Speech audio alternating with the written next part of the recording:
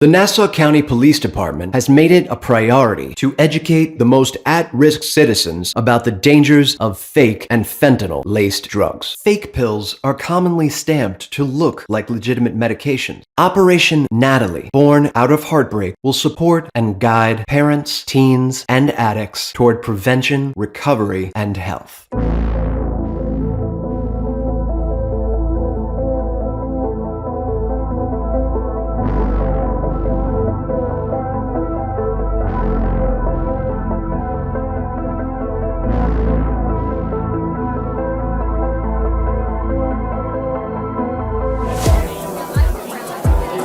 Naloxone is used to reverse an opioid overdose. Because of the potency of fentanyl, naloxone is not always effective and could take multiple doses.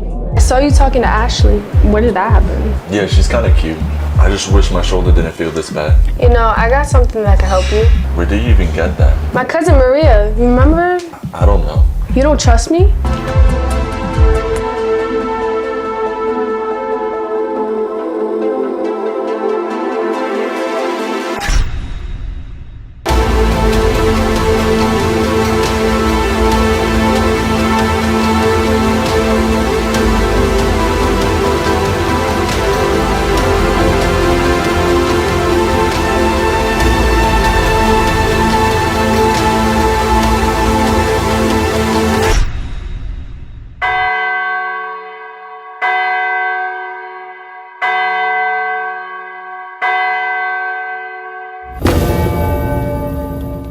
Remember, one pill can kill. Hi, I'm Nassau County Executive Bruce Blakeman. Thank you for watching this video on how we can keep our young people safe from the ravages of substance abuse, especially heroin and all kinds of opioids. We take your health and safety very seriously, and we want you to take the information on this video very serious, because this is an important issue. Too many young people have lost their lives because of this substance abuse and addiction. So on behalf of all of our Nassau County partners, our Nassau County Police Department, it's important that you consider your health and how illegal drugs affect you in a very, very dangerous way. Our job is to keep you safe, but you have to join with us in this effort so that we don't lose any more of the precious, young, innocent lives that we have here in Nassau County. Hi, I'm Police Commissioner Patrick Ryder of the Nassau County Police Department, and I stand in front of our wall of honor, the men and women who have died while protecting and serving the people of this county. Today, our job has gotten tougher with the war on drugs. The dangerous drug fentanyl has entered into our society and killing the very young men and women that we hope this video can reach and get out in front of this. This video is to help you educate yourself that you know there are resources to be preventive and there are resources available to you if you already have been addicted to that drug. Reach out to your family, reach out to your friends, and let's get this message across that we can save lives together. Thank you very much.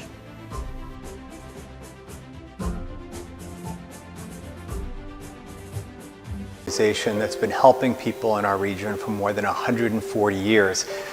And as you hear this message today, we're in the middle of a crisis. Yes, there's COVID, but there's also an opioid crisis that has been hitting Long Island hard for the past 15 years.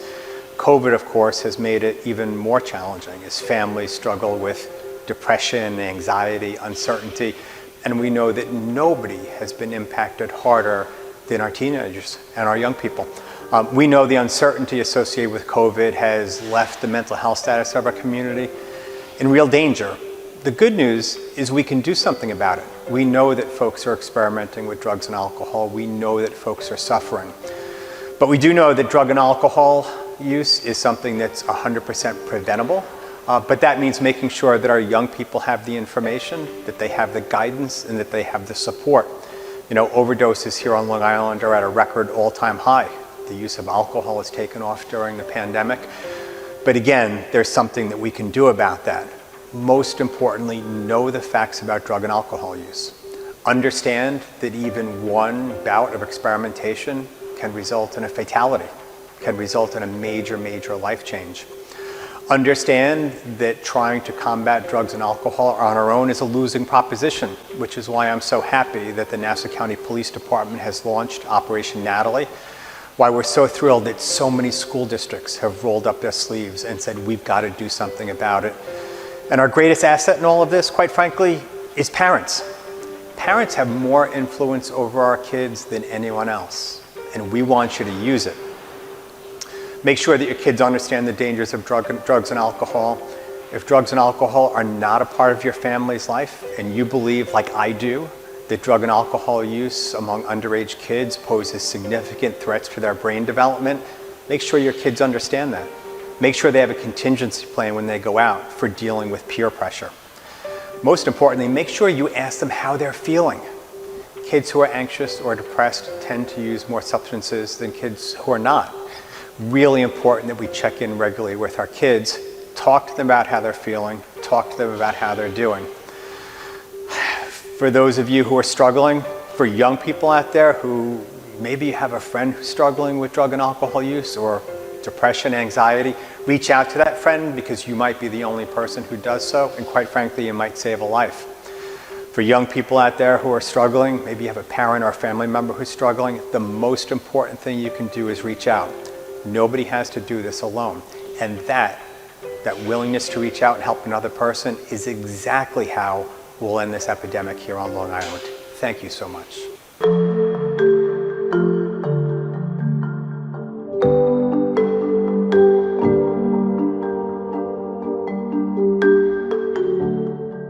My name is John Oberthorn. I'm a Nassau County police officer, and I work at the Central Testing Section.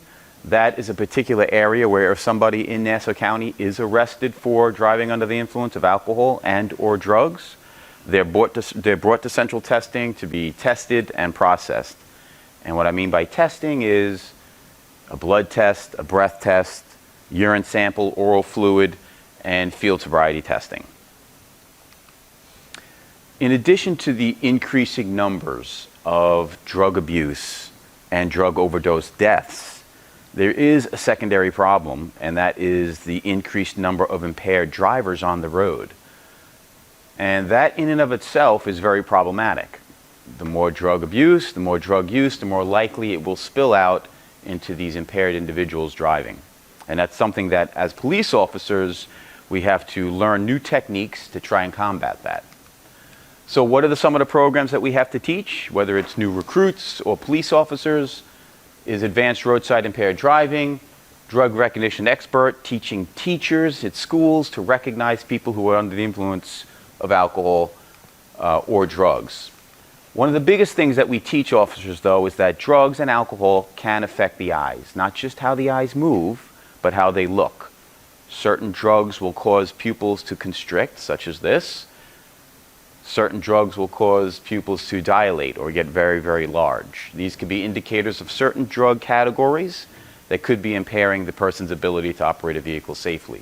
We also teach recruits and police officers new field sobriety tests because people who are under the influence of drugs don't always look the same depending on the drug. Somebody under the influence of cocaine can look completely different than somebody under the influence of heroin, let's say, or a central nervous system depressant like Xanax, or even alcohol. So the officer has to learn the general indicators, the general observations, the clinical indicators of each drug category. When it comes to the eyes and how they move, as I said, certain drugs affect that. So I'm going to give you an example. If this were the eye movement, this red light, certain drugs affect the way the eyes move when following a target. So drugs could affect this pattern, and the eyes, instead of tracking smoothly, will jerk from side to side. Or if they're looking to the side, the eyes will jerk, called nystagmus, or involuntary jerking of the eyes. I'm going to give a quick demonstration of what that looks like.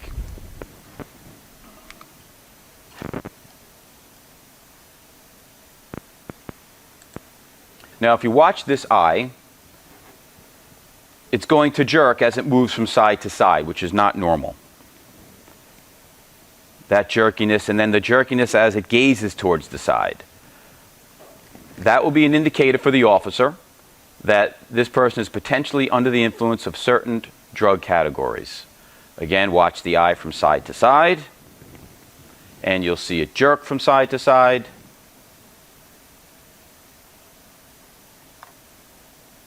And then jerk again in the corners. And officers will look for this to help identify somebody who could possibly be impaired by drugs. We're also doing roadside saliva testing in the near future. So in addition to the field sobriety tests, the general indicators, the clinical indicators, will test the person's saliva to help identify a particular drug category that could be impairing this person. But I kind of want to move now into from an impaired driver to drug addiction or drug abuse in and of itself. And there are some common threads of addiction. 3 of the most commonly used and abused drugs are nicotine, marijuana, and alcohol. And when we combine these 3 most commonly abused drugs, and a developing brain, we could have an increased rate of addiction. Our brains aren't fully developed until we're about 24, 25 years old. And that's very, very crucial. So right now, somebody in this room, if you're not 24 or 25 years old, your brain is continually developed. In fact, your brain tonight will be different than what it was when you woke up this morning.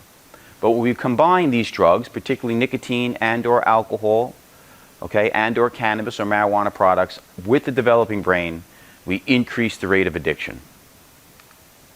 Your brain isn't fully developed, as I stated, till about 25 years old. And specifically, changes the anatomy and biology of the brain and wires the brain for addiction. Now you have to understand what I just said. It wires the brain for addiction. So if you have a teenager or a young adult entering college and they're overindulging in these products, nicotine, alcohol, marijuana, it is literally going to change the anatomy and the biology of that brain, setting that person up for addiction. When I talk to young students, would you like me to grab your brain, change it up, and give it back to you where it's not your own anymore? These drugs on a developing brain will take hostage of your brain and increase your rate of addiction.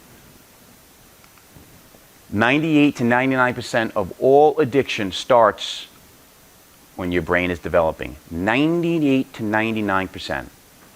Most addicts started experimenting with drugs between the ages of 12 and 16 years old. Here are some quick examples. A non-smoker on top. Those colors are proper electrical impulses, electrical blood flow. A smoker on the bottom. See the difference? A healthy brain on the left. Now this isn't structural changes. Again, this is brain activity, proper blood flow, compared to a daily marijuana user on the right. Again, a 15-year-old male non-drinker on the left. See all the color, proper activity, proper blood flow, to a 15-year-old heavy drinker on the right. This is just an active cigarette being smoked. Nothing on the left. Proper color. Look at 3 cigarettes on the right. No more color. No more activity. Decreased activity. I'm in it too. My 2 oldest boys, my 3 youngest boys. So right now I'm in that very, very careful period of when my children are developing in their brains and protecting their brains from ingesting these drugs. 8%, what does that mean? For every year we abstain from taking these drugs, whether it's alcohol, nicotine, cannabis, we decrease the rate of addiction by 8% for every year a person stays clean. That is tremendous. Think about a 15-year-old up till they're 21. If they're abstaining, they just decrease their rate of addiction significantly. Take this example through research. A 15-year-old who drinks 2 drinks a week, just 2 standard drinks a week, they have a 40% chance of becoming an alcoholic. A 21-year-old who starts having 2 drinks a week has about a 7% chance of becoming an alcoholic. The differences are tremendous. The motto, catch them while they're young. Parents, speak to your kids often and early, and delay the use and intake of these products, and your chances of becoming an addict drop tremendously. Look for signs: rapidly changing grades, glazed out expression, abandoning friends, abandoning social activities, loss of interest in activities, engaging in secret or lying behavior. So if you see this as parents, it's something you want to look into. Thank you for your time, and good luck with everything. Good afternoon, everybody. My name is Steve Chasman. I'm a social worker that works with the Long Island Council on Alcoholism and Drug Dependence, a 66-year-old not-for-profit that's had a strong partnership with the Nassau County Police Department. We are on the front lines. When I say we, collectively here on Long Island, across New York State and across America, on the front lines of a pandemic. We could talk about COVID-19 and how that has exacerbated fear and anxiety and propelled human beings to self-medication. But the epidemic I'm talking about has been raging for the last 15 years, and that's the substance use epidemic. Not just heroin, not just fentanyl, but alcohol and all drugs included. Operation Natalie, which was started by the Nassau County Police Department for law enforcement to serve on the front lines of not only getting heroin, illicit drugs, fentanyl off our streets, and taking drug dealers out of our communities and putting them where they belong, but simultaneously serving as a conduit for individuals and families who are struggling with substance use disorder as a family disease, and helping those families get to individual treatment, detoxes, inpatients, outpatients, and most importantly, our friends in law enforcement, working with naloxone or Narcan to counteract the effects of opioids in fatal overdose. We know in 2021, direct result of the COVID-19 pandemic, it was the worst and most tragic year for overdoses in American history. Long Island and Nassau have traditionally in the last few years, unfortunately, had some of the highest incidents of overdose in New York State in all 62 counties. And you and Operation Natalie and LICAD, we are on the front lines of saving lives. So thank you for your efforts. Thank you for the partnership with the Nassau County Police Department and working with local not-for-profits to service not only our communities, but to help individuals and families get to the support, the treatment, and on the road to hopefully recovery. Never forget that there are 30 million people in America right now living in long-term sustained recovery from substance use disorders. Even though we've lost too many lives, I want to thank the Chiappa family, as Operation Natalie is named after one beautiful soul that lost her battle to substance use disorder. But there are too many families that are without loved ones. But we'll continue to serve with you in partnership with the Nassau County Police Department on the front lines to make a difference, not just in our communities, but in individual lives and families so they can get on the road to recovery.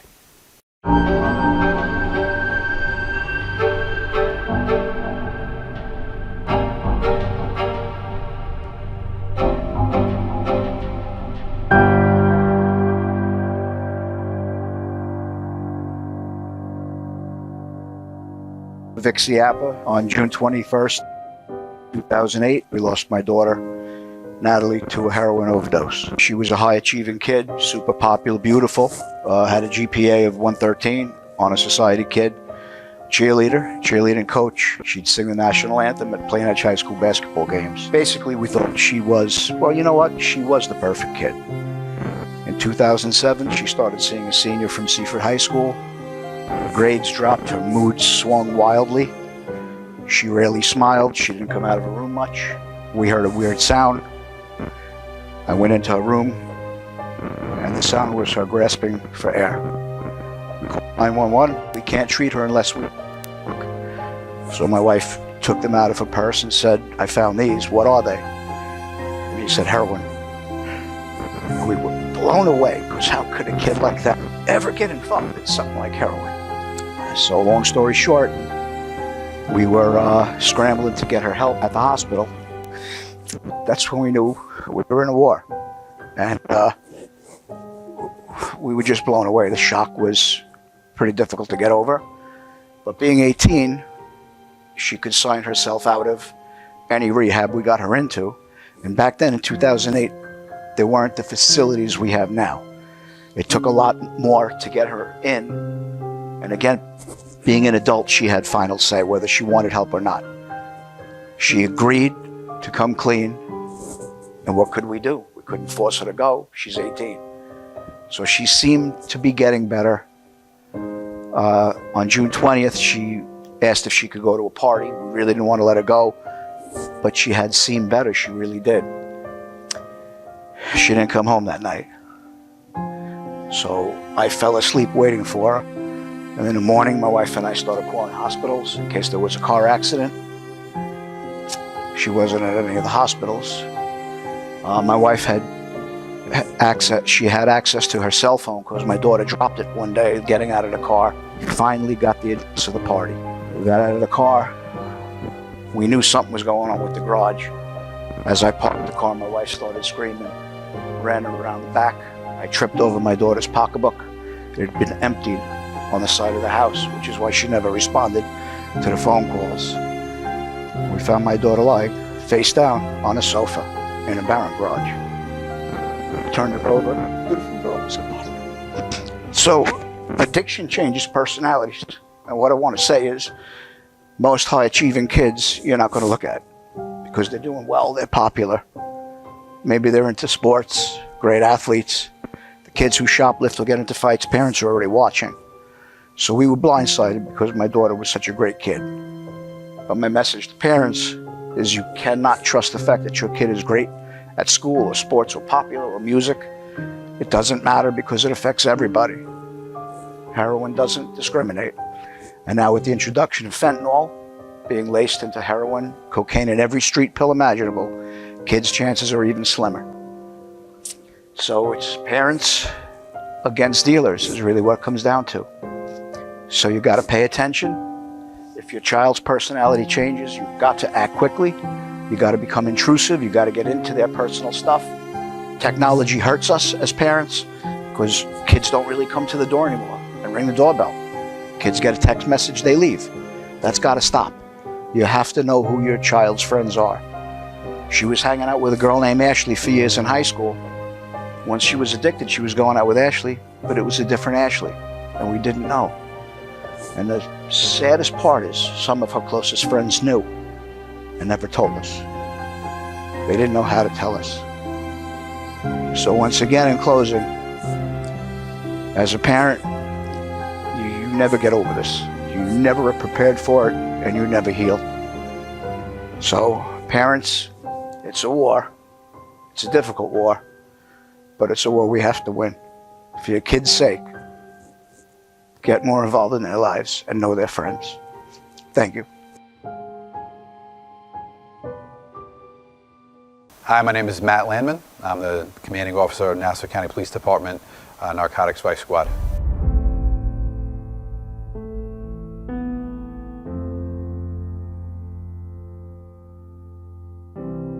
2021, there were over 100,000 drug-related deaths in the United States. There were approximately 80,000 opioid-related drug deaths. 80% of drug deaths are related solely to opioids. In Nassau County in 2021, there were 214 opioid deaths, and more than 80% of them were due to fentanyl.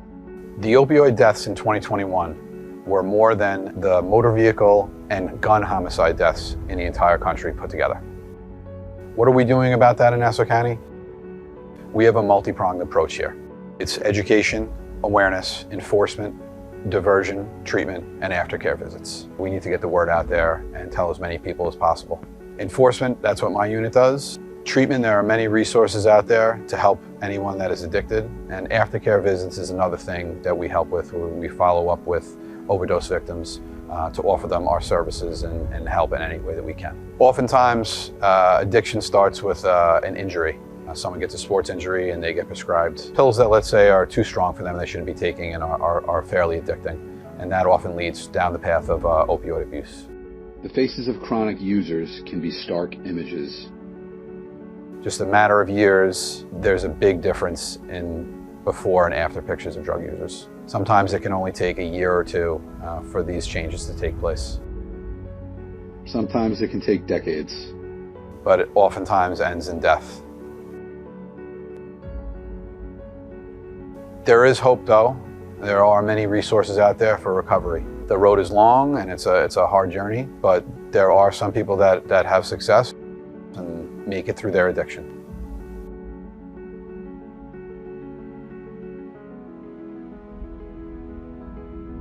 What I'm really here to talk to you today is about fentanyl, which is a game changer.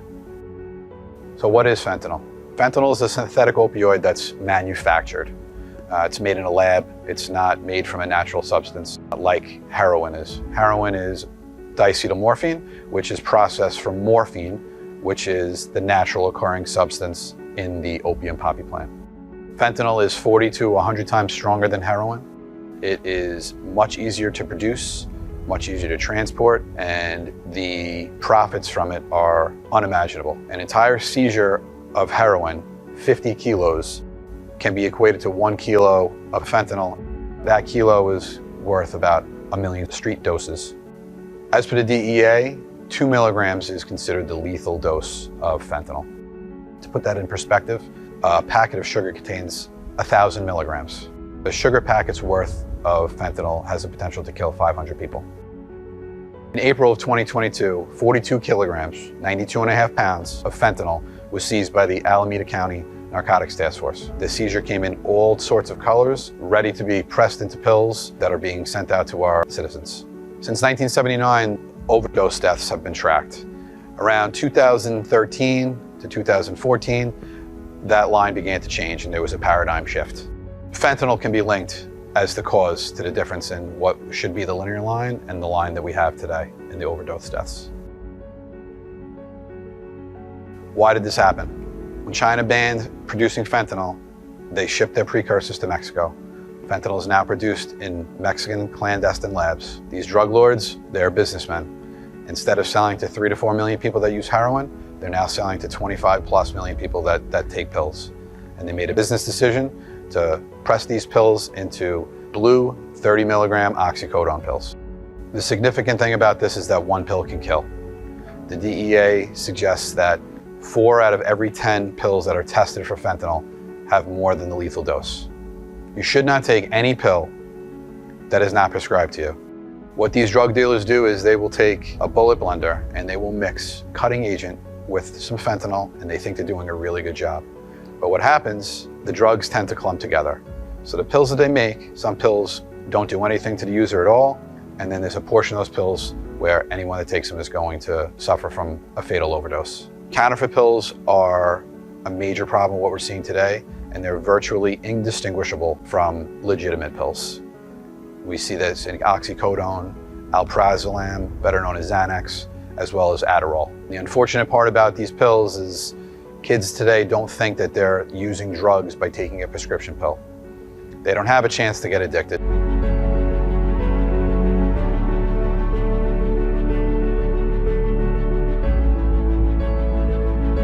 When it comes to fentanyl poisoning and fentanyl deaths, there are no after pictures.